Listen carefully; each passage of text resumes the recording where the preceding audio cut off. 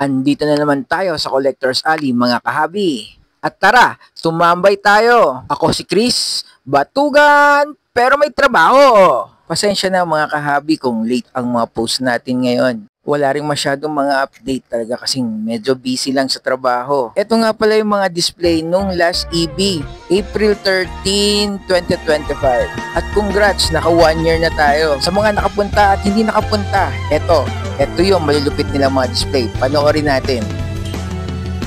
Nagsimula sa simple na pasulya-sulat, napapapansin sa'yo.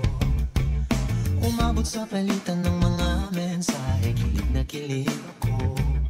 Kumusta, kain na, hello, magandang umaga.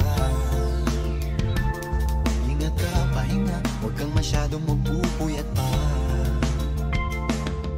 Naramdaman ng puso na dahan-dahan ako'y mahuhulog sa'yo. Sa kada araw natin na pag-uusap, meron nang namumuo. Nung hindi ko na alam kung ano ang patutunguhan, ang hiling ko lang naman na itong naramdaman.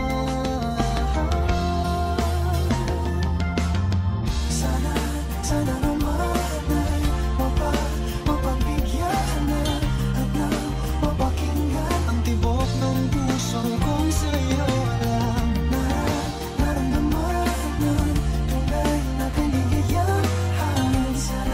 Sana naman mapagbigyan ang tibok ng puso.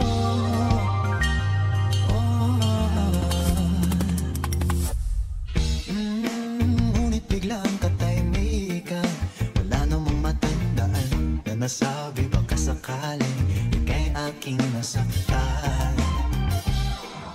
Bigla na lamang ika'y di nagparamdam. Ako ba'y pinagsawaan o may ginagawa lang? Sabihin ng totoo upang di naman ito saan balugan. Dahil di ko na alam kung ano ang patutunguhan, ang hiling ko lang naman na itong naramdaman.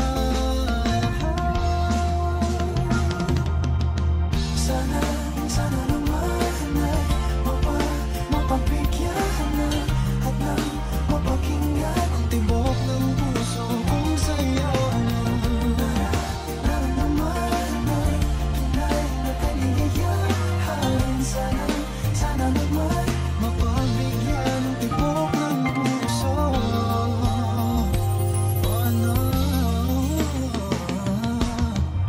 Sana'y wag nang patagalin, aminin na rin nila naman ng damdamin. Sana'y sabihin